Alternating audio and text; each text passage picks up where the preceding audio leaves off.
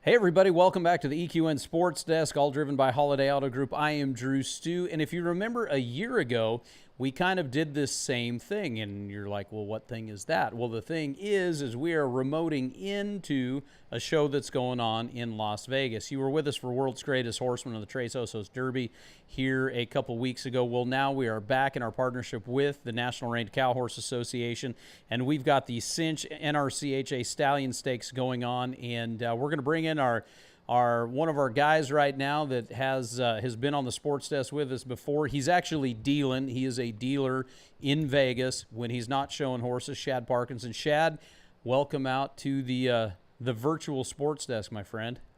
Well, thanks for having me back. This is kind of a neat setup we have here. Yeah, this is pretty cool, and you are definitely on the winning side of that blackjack table. You know, I think I played a lot of blackjack, and this is the only way I see the chips go.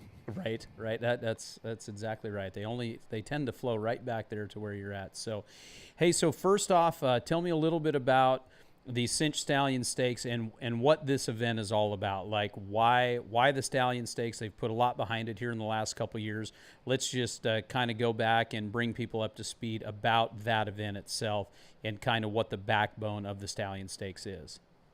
Yeah, so it's one of our premier events for the Reined Cow Horse, and they call it the Stallion Stakes because all these horses have to be entered up at a young age, and the stallions have to be part of it, and that's what kind of drives all this great money we're going at right now. And as an exhibitor, this is the one you kind of look forward to all year because it's got the most prize money behind it. Oh, really? So this is like the equivalent in all of the other industries. Everybody's doing the stallion incentive programs. I mean, that's what drives these big purses that you're talking about, whether it be in the team rope and barrel racing, and now in the cow horse. So that it's that same kind of program that you're talking about. So so the stallions have to be enrolled in it, and then each offspring has to be enrolled in it to be eligible to show here. Gotcha. How many stallions is there?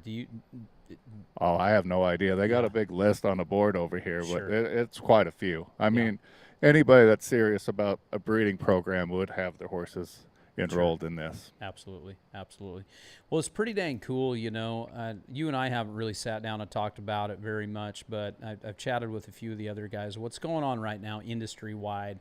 You know, these incentive programs with these stallions. Then we're seeing, you know, the mare programs are coming online right now too, probably faster and bigger than they ever have before. But that is definitely the heart and the backbone of this whole deal is the bloodlines. And you know, we're seeing it a lot on the team roping side with Riata and everything that they're doing. They have a new rope horse incentive program that just came out here like 2 or 3 weeks ago.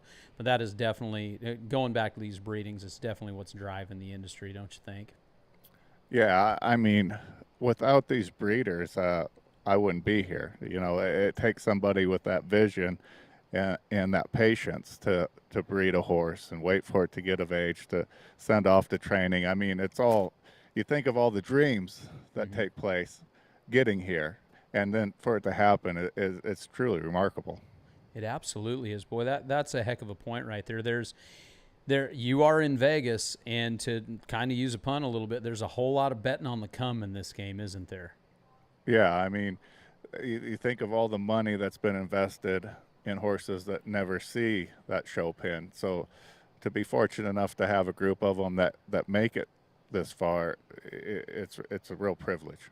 Shadd, in your career, have you seen the let's see, I'm going to probably butcher how I'm going to say this to you, but have you seen now where you're at that the number of good horses is getting, how do I say this? So you have more opportunity to climb on more good ones now than ever before. Is that a true statement? Does that make sense? I totally agree. Okay. Every horse has been bred so specifically to do their job that, you know, honestly, as a horse trainer, it makes our job a lot easier because they're bred to do it. They want to do it. You're not having to take a horse that off the racetrack now and try to teach it to work a cow. Sure. All that is bred into that horse, and all we have to do is learn how to guide that horse's natural will and stay out of their way. Talk to me about what has that done to the level of competition for you guys on the open level? Has it's had to have raised the bar? Maybe you don't see that in the judges scoring, but where maybe a decade ago a guy could have stubbed his toe a little bit, and now maybe not so much. Is that a true statement, Shadd? Just Yeah, because I of the mean, quality of horses?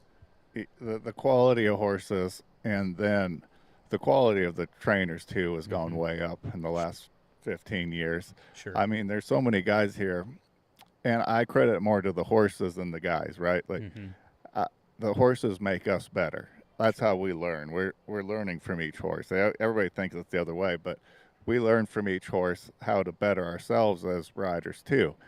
And with all these incredible horses coming on, it's a lot of knowledge you get to have thrown at you, and you can process it however you want. But everybody's gotten so good about figuring out what works best for them and what horse, and it's made it extremely difficult. Yeah, that's awesome, man. That's awesome. Well, thank you for that. Well, speaking of the horses, let's jump right in here. And you were riding Thunderstruck, and we've talked about this horse a little bit in the past. And this horse is owned by Hannes Winkler, and good looking sorrel horse right here. What's the story here?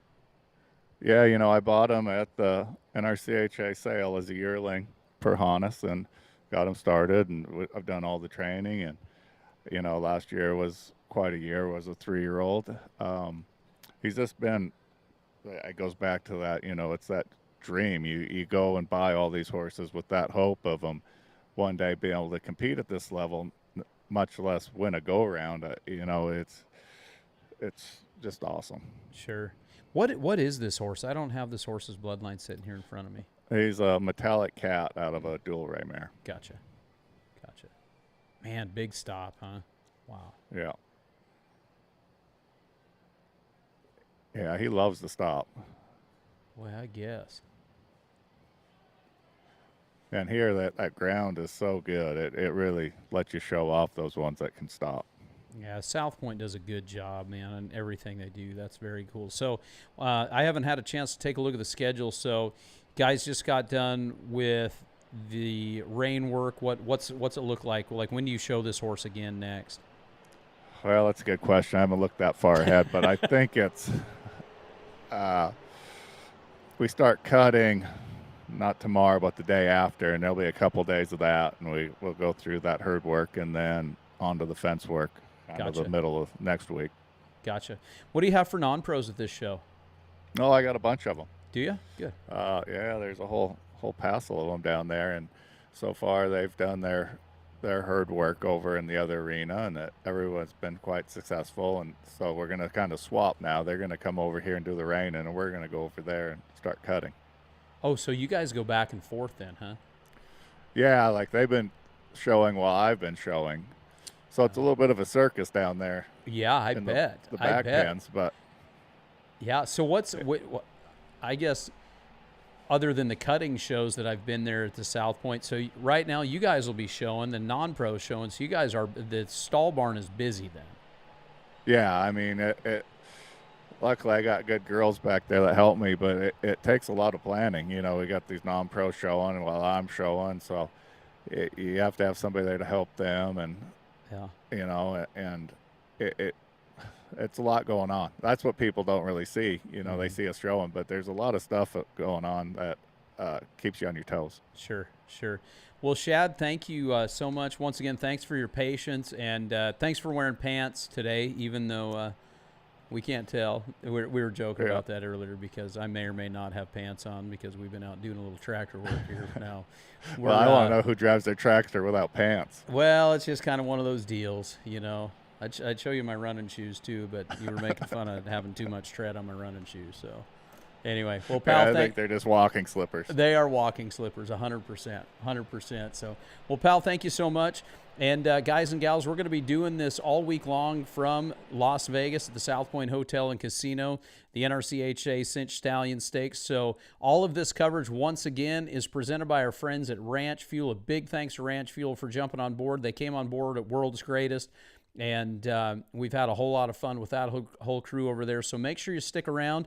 And we're going to be bringing all of these updates. We're going to be bringing non-pros, the open guys and gals as we get down through here. And we'll be bringing them on. We're going to space them out here through a few days. But we'll be bringing you these updates from here at the EQN Sports Desk, all driven by Holiday Auto Group, and your continuing coverage of the Cinch Stallion Stakes out in Vegas for the NRCHA, all brought to you by Ranch Fuel. On behalf of Shadd Parkinson, I'm Dru Stewart. We'll catch you in a little bit, everybody.